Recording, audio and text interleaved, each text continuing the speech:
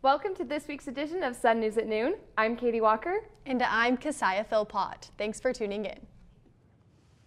Utah House Bill 77, known as the Flag Display Amendment Bill, was passed on March 5th and is the first of its kind in the nation. The bill prohibits pride flags from being displayed in public schools and government buildings. The bill's sponsors argue that the ban would encourage neutrality from educators and government employees. Those in opposition argue that the ban invites the opportunity for free speech-related lawsuits and alienates Utahns. The bill is still awaiting approval from Governor Cox.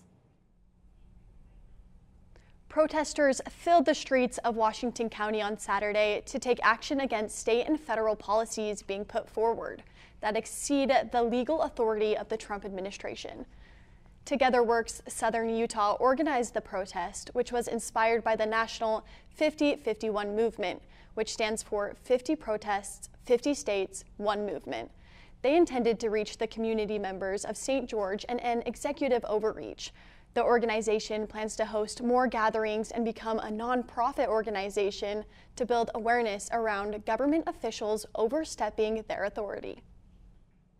The Devil in the Family, a new docuseries on Hulu, focuses on Ruby Franke, a family vlogger and mother of 6. The new documentary has never before seen footage from years of YouTube videos on her channel, 8 Passengers, highlighting the abuse her family faced. Franke was arrested when one of her children ran out of an Ivins home to neighbors, begging for help.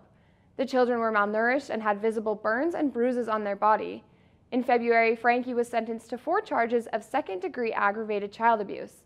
Franke is now facing up to 30 consecutive years in prison.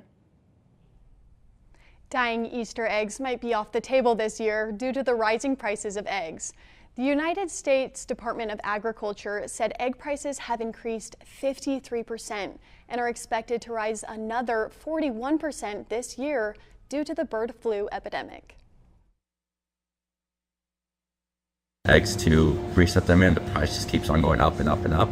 And it's reached a point where not a lot of people can buy them, or they just can't produce them, you can't sell them at all.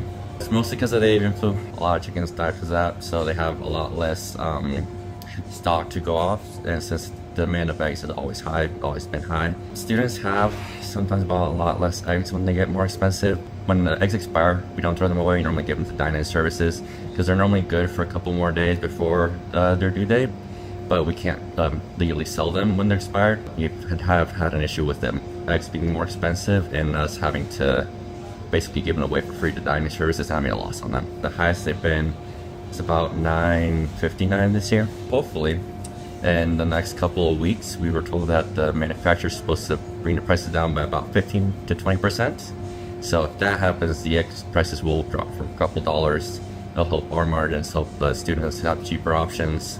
But we don't always know because they can promise things, but sometimes they don't come through those promises. But we're hoping that it actually goes through. Leaders in the Utah state government recently signed a non-binding agreement with NVIDIA, a technology company that develops AI solutions, on March 10th. This agreement gives Utah Tech access to NVIDIA's programs like training platforms, computing power, and certificate programs. Utah Tech hopes that this agreement will benefit students by allowing them to stay ahead of the curve of AI developments. The programs will also help professors shape curriculum and add technological aspects to their teachings. It is unclear when the program will begin at Utah Tech and other public institutions in Utah. Utah Tech police dispatched an emergency safety notice on Saturday due to authorities trying to apprehend a suspect near campus.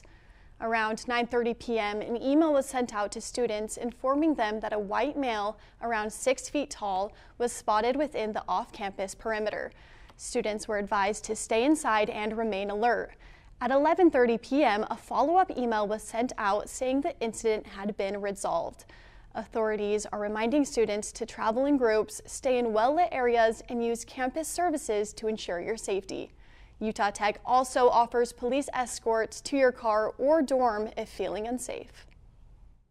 Andy Hunter was officially announced as Utah Tech's new student body president via social media on Friday, March 7th. However, before it was official, an Instagram commenter preemptively revealed the results on a different post on the Utah Tech student page. I sat down with Hunter to discuss his thoughts and next steps. I think this is something that happens no matter what. Everything spreads like wildfire. And once one person knows, they're going to tell someone, and then everyone's going to end up knowing. The fact that it was leaked and the way it was leaked was done as more of like, spite is the wrong word. I think that they were coming from more of a negative emotion, just with some of their other comments that they had made on other posts. But we don't know. Mm-hmm. And it could have just been like, oh, I want to tell everyone because I know. I think the most growth is going to come from like UTSA as a whole and the way we want this to feel for the members of UTSA and for those that aren't part of UTSA. So that way it feels like a family that anyone and everyone is a part of. I watched the Ruby Franke documentary over spring break, and it is devastating that happened in our own backyard.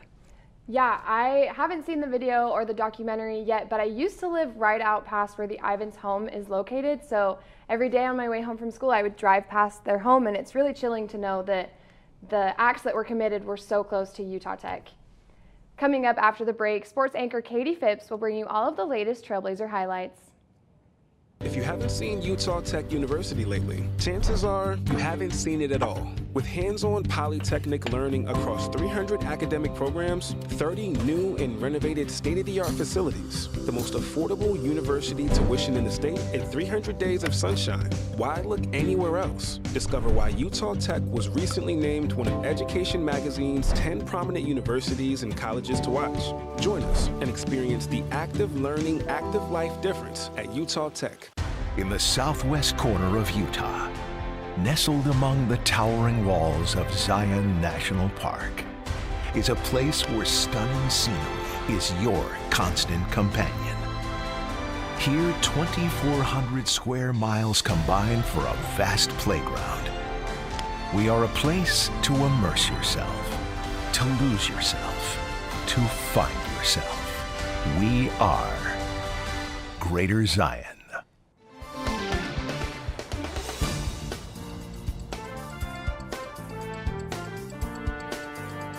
While we were all enjoying and relaxing spring break, our spring athletes spent their break hard at work. Sophomore golfer Mia Cheserick secured an individual first place finish at the Golf Association's Winter Champs Championship in Hurricane this past weekend. Mia remained on top of the leaderboard both days with 42 total points on Saturday and ended the tournament with a total of 77 points on Sunday. Women's softball didn't have as much luck as they dropped their 3-game series against Seattle University at home. The Trailblazers came out strong in the first game with 4 runs in the second inning, but 9 straight unanswered runs by Seattle University gave them the lead and ultimately the win. With only 2 runs in the second game, Utah Tech again would fall to the Red Hawks 10-2. Saturday's final game finished up the weekend in a 5-11 loss for the Trailblazers. Softball will return to Carls Brooks Field this weekend to take on in-state rival Utah Valley University, while golf gets time off before the Montana State Bobcat Desert Classic on April 7th through the 9th. Both men's and women's basketball closed out their seasons over break at the Western Athletic Conference Championships in Las Vegas. The tournament started at home with the women's team taking down Seattle University 74-60. Shortly after, the men's team defeated their rival, Southern Utah University 72-65 to secure their spots in the tournament. The women's team were the first to fall to number 1 seed Grand Canyon University, despite a strong first quarter start with Utah Tech forcing 6 GCU turnovers. The Trailblazers could not maintain their momentum as they ended the first half 34-13 in favor of the Antelopes, who would take the win 71-47. The men's team also took on number 1 seed Utah Valley University with a promising start, leading the Wolverines 10-6 with 3-pointers and field goals from senior Beon Riley and freshman Madiba Awana. The men's team couldn't hold off UVU and would lose 57-74, closing out the 2025 season for both the men's and women's teams. Utah Tech baseball swept California State University Bakersfield this past weekend at home in a 4-game series. Sophomore Kyle McDaniel and senior Aaron Perez speak on the exciting weekend. We come out here and we work our tails off every day, and we play for each other, and it's been going great so far. So I mean, with our starters have been great all year. So having them shove 6-7 innings every game, it gives our offense a little time to set in and score some runs, get ahead early, and just kind of go from there. Yeah, I was just trying to just be confident up there each pitch. And yeah, just do it for my team and do it for the guys on the bench with pitchers. They're working their butts off every day, and Just trusting the guys behind you, in front of you. Just everyone's going to do their job, and we'll be fine. And we're good. We're a good club when we play together. They will hit the road again this weekend to face off against conference opponents California Baptist University in Riverside, California. I think we also need to talk about the insane behind-the-back catch that happened against BYU. Yeah, junior Brock Roundy, who is also a left-handed pitcher, caught the ball behind his back. It was phenomenal. Just really, really awesome ball playing. That catch was awesome. Then he proceeded to outrun the hitter to first base to get the out. It was incredible. Yes, our baseball team has had a strong start to their season. Let's hope that they can maintain this momentum. And that's it for this week's edition of Sun News at Noon. We will see you here next week, same time, same place. Have a great week, Trailblazers.